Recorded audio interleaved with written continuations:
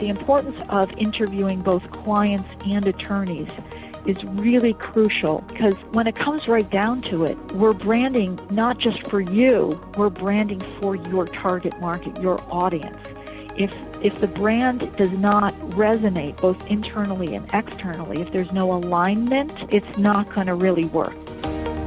You're listening to the Legal Mastermind Podcast with your hosts Ryan Klein and Chase Williams, the go-to podcast for learning from the experts in the legal community about effective ways to grow and manage your law firm. Today on the Legal Mastermind Podcast, we have Vanessa Schaefer, the co-founder and creative director of Clockwork Design Group. Welcome to the podcast, Vanessa. How are you? Hey, I'm great. Thanks for having me. Awesome. We're super excited to learn a little bit more about what Clockwork does, learn a little bit about branding. I guess really starting off, can you tell us a little bit more about Clockwork and how you got specifically involved in the design industry?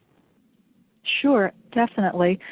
So I've always been a creative person. My mom loves to say how when I was a little kid, I was either drawing or painting or making something, or I was crying. So when I went to college, I was a fine arts major and a creative writing minor. And from there, went right into working at ad agencies. And I loved it from day one. So not too far along, I met my now business partner, and we decided to take the big step and start our own agency. So that was actually 25 years ago. And in '94, we started Clockwork Design Group. At that point, we had been working a lot with technology companies, so it made sense, and we continued. We had some nice technology clients, but as time evolved, we started working with professional service firms and specifically law firms. Loved it and continued sort of building that client base. So with referrals, that snowballed, and we have quite a number of law firm clients. I think have worked with almost 100 to date. So that's sort of how we came to be. That's great. First and foremost, congratulations on 25 years. That's quite an accomplishment. Thank you. So today we're going to spend some time talking about branding. I think that branding is a very interesting topic that we haven't covered yet, and so I definitely want to go in depth there. So to begin, my experience with lawyers with branding has always been interesting. One example I can give about branding is a lawyer basically going into like an ABA journal, finding an advertisement for someone and saying, I love that tagline, I'm going to use that tagline. And it says, oh, that's not exactly yours. It's already been done. Or just taking a logo, putting a spin on it.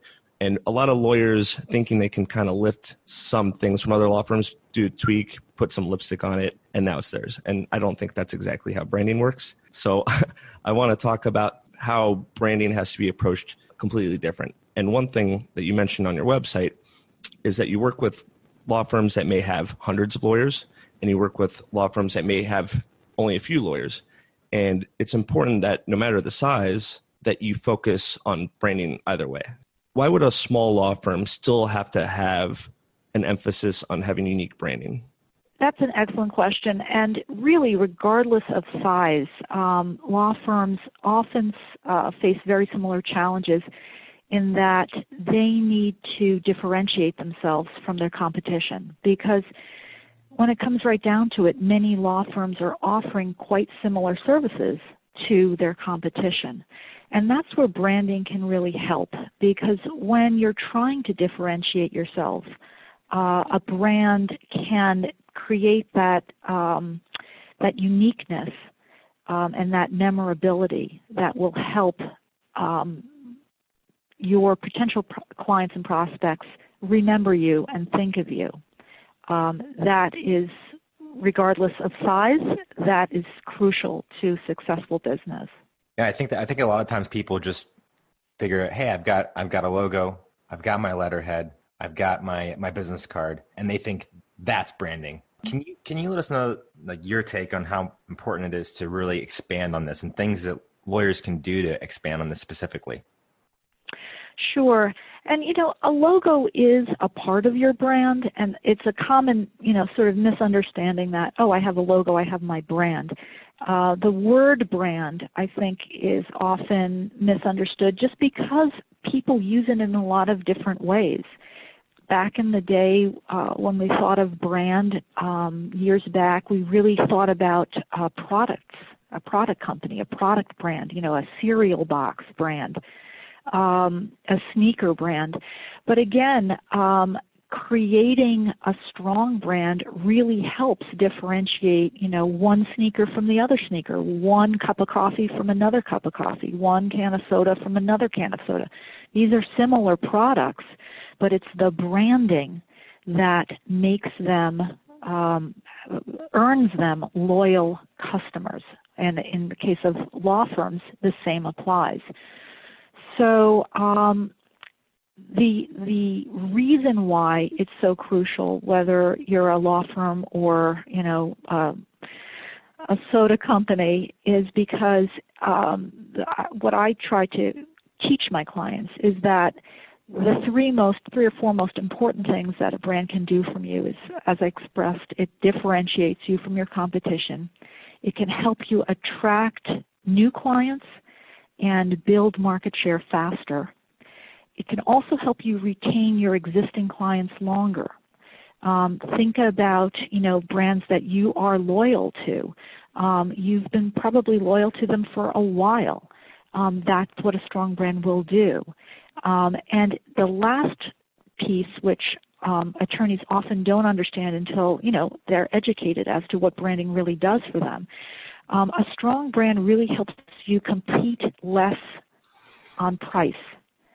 And we see this time and time again, not just with, the extra money we're willing to spend on a Starbucks, but, when law firms have a strong brand and a strong client following, their rates are increasing relative to that. So what's really the first step a lawyer should take if they've realized, hey, I need to focus on my branding. I need to get more than just a logo. What's the first thing a lawyer should do? Great. And this is something we get asked all the time, like, how do I do this? How do I develop a brand? It depends a little bit on where you are in your sort of evolution as a firm. If it's a really, really young firm, I might answer that a little bit differently than if the firm has been around for a while and a bit established. So I'm going to sort of answer it at the more involved end of the spectrum, and then I can talk about, if you're just starting out a little bit later. So if you're a firm that's been around for a little while, perhaps you have a brand, it's not really working for you, or maybe you want to grow the firm. What we really recommend, especially if there's multiple partners in the firm, is to conduct a very formal brand analysis, and we do these regularly for our clients. Attorneys really value facts and data, and it helps everyone when they're making decisions about branding, because branding can also be somewhat emotional. We don't want to make decisions based on, I like blue, I like red. That's not the best way of coming to consensus and also making sure your brand is going to actually work for you. So we conduct research, and that research usually includes interviewing stage, where we will interview attorneys at the firm, and then we will also interview clients of the firm. We like to interview attorneys who are perhaps, founding partners, as well as very new associates, people who have recently joined the firm, or laterals, to understand, why did they choose to join the firm? What is it about the firm that attracted them? And speak to clients that also have been longtime clients of the firm and very, very new clients of the firm. We want to gather that information about that decision-making process. Why are they staying with the firm? What is the experience like working with the firm? Because branding really is driven by the experience of that interaction. So after we conduct those interviews, and sometimes it's a very, very large firm, we'll supplement by having online surveys. So we can gather even more data from more people at the firm, staff as well as attorneys, and more clients. We've done these types of projects, brand analysis projects, where we've received hundreds and hundreds of responses to surveys, and it's great data to have. We'll also take a look at competitors, because again, when we're branding a firm, we're trying to help them differentiate. So without understanding how their competitors are branding themselves, it would be impossible for us to necessarily differentiate them. So we want to look at their competitors, how they're positioning, how they're marketing, how they're branding. We'll take all of that information then and distill it into a formal findings report. And we present this to the firm with our recommendations. Our sort of final pages of this robust report include what we call your brand pillars and a positioning statement. And brand pillars are very much what they sound like. These are the beams, the structures, the pillars that are supporting your brand. These are the 3 or 4, maybe 5 at the most, really strong components that we see as differentiators for the firm from what we're hearing. And then create a positioning statement, which some people will refer to as like an elevator pitch, how to then take those pillars and use them for marketing purposes. So the importance, I'm going to backstep a little bit, but the importance of interviewing both clients and attorneys is really crucial. We don't want to just get insight from within the firm. We also need that external perspective, because when it comes right down to it, we're branding not just for you, we're branding for your target market, your audience. If the brand does not resonate both internally and externally, if there's no alignment, it's not going to really work. It's not going to live on. If you see yourself as one thing, but the world sees you as something different, when it comes right down to it, if there's lack of alignment there, that's important to realize and then important to resolve when we're branding. That's quite a process you have. I really appreciate you going into detail in every step. It really puts into perspective that branding really has a lot of steps, and there's a lot involved with creating, a cohesive brand. Because I guess when you think about it, people don't really change their brand for that often. Once you have it, I mean, you might be the same across every spectrum for 100 years if it aligns with what you're doing. Indeed, and I think that the strongest brands are the ones that stay constant for the longest periods of time. I think BMW has used the same tagline since their inception. Maybe they have changed it now. The ultimate driving machine, I think, is their tagline today. But logos too. People ask me often, how often should I change my logo? And in branding, I think they expect me to say, oh yeah, sure, let me take a look at that. We can make that better for you. But my recommendation is usually, change your logo as infrequently as possible, because if you're changing your brand, very, very regularly, it's just going to confuse your audience, and you're going to fracture your brand instead of strengthen it. You mentioned aligning on so many things that you discussed. All these steps have to align in order for that brand to come through. So internally for the law firm, for something that there potentially is a lot riding on it, do you find that it's difficult to get everyone internally to align with everything that you're presenting to create that brand? Yes and no. I think the advantage of taking that step to do a very formal brand analysis, that data collection phase, is then we have real facts that we can point to, and we can say, look, this is what we heard from your audience. They're not seeing you as, the technology-driven firm that you think you are, and in actual fact may not be compared to some of your competition. So let's not try to position you as something that you're clearly not seen as. When it comes to building brands, again, consensus is important, but if you have reason why something should be one way versus another way, as close to facts as we can give, that really helps build that consensus in the sense that, it's not just personal opinion. It's a reason why something should be done one way versus another. Can't dispute facts. Yeah, it's a little harder with, preferences over colors. Usually when we're in a branding process, we're not talking to clients about, oh, do you like this color or that color? We're going more for general direction as to, how they're seeing the firm and words that they're using to describe the firm.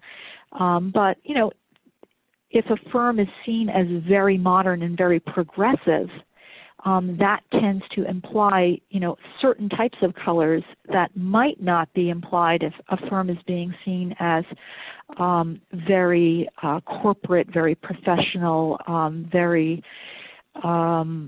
sort of staid. So, that might imply a different set or a different color palette. So when a lawyer's starting out and they're just starting their practice, they've got a business partner, and they're thinking, hey, we want our firm to reflect the types of, let's say we're personal injury lawyers. Should our firm name be Chase and Ryan Law, or should it be something related to personal injury? So how does a lawyer go about deciding the best direction there? Right, and that's a really, really tricky question to answer in so many ways. Certainly, when we're talking with law firms that are doing B2C work, like personal injury work, the way that they are marketing is very different in a lot of ways from the way that B2B firms are marketing if you're doing, mostly corporate work. So personal injury attorneys are really very much dependent on social media, on Google, and SEO, search engine optimization, for attracting new business. And that's really, really difficult to do these days. Beating Google is extremely expensive, and the more that you can do to help yourself, the better. So selecting a firm name that has keywords in it usually is quite helpful. However, the tough part is that most of those words are used already, so finding one that is something that you can have in your URL.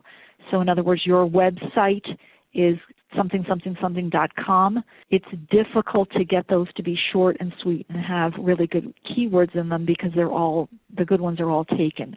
You're going to be a longer name, or you may have to pay a lot of money for a really good URL. So that's tough.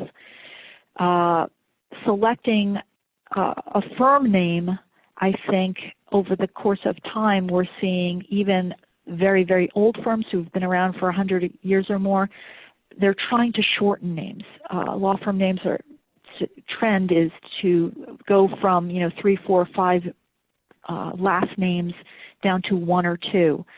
I think that more or less is common sense. People remember them more easily. A shorter name is just easier to remember, generally speaking. But it can sometimes work against you, too, if you've established a brand that people remember because it is multiple names that resonates more or just is, in general, more memorable than one short word that might sound a little bit too generic. So you have to be careful.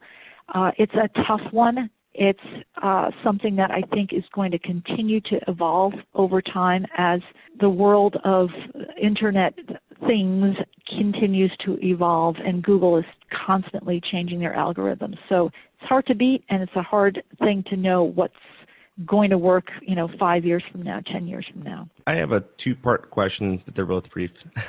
But it's, do you advise on domain names? And if you do, have you recommended any of the new extensions such as like .law, .legal, .lawyer, .attorney, just so it opens up the possibilities for the domain a little bit more? We've done a little bit of that, but again, I'm not really an SEO expert, and I don't want to pretend to be one. I'm not sure how likely it would be for a firm to rank highly if they don't have a .com, if they're using a .law or some other extension. So I'm not 100% sure. I believe that .coms are still, shall I say, user-friendly in the sense that if people are going to key something in rather than Google for it, I think they naturally are going to just key in .com. So if that's not something that you own, it might work against you. It would also be really risky, I think, if you had a URL that ended in, let's say, .law, but someone else owns the .com. I think it could be very confusing from a branding perspective if somebody went to your, quote-unquote, your URL thinking it's you, but it's not you because it's the .com and you don't own it. Yeah, that's a great point, because I can imagine most vanities like your city plus practice area are taken like in any variation if it's a big city. So, for example, Orlando Personal Injury Lawyer.com has probably been taken for 15 years. But if there was, for some reason, a .law available, I could very well see people possibly deferring to the .com naturally because they're used to it. So it's a little risky. I generally tell clients that if they don't have the ability to get the .com, it's probably better to look for a different URL. Whether that's the best advice, again, it's not my real area of expertise, but it's just my gut. Vanessa, thank you so much for your time today. For our listeners that want to reach out to you, possibly learn a little bit more about Clockwork, what's the best way to get in contact with you? The website is cdgi.com, and that's CDGI as in Clockwork Design Group, Inc. Or you can reach me directly, Vanessa@cdgi.com, or our phone number is 781-938-0006. Awesome. Thanks again, Vanessa. Thanks so much, Thank Vanessa. you so much. All righty. Take care. Thanks for listening to the Legal Mastermind podcast. If you're interested in working with Ryan and Chase, please email mastermind@marketmymarket.com. Make sure to join the free mastermind group for growing and managing your firm at lawfirmmastermind.com. Ryan Klein and Chase Williams are the managing partners at Market My Market, one of the top legal marketing companies in the United States.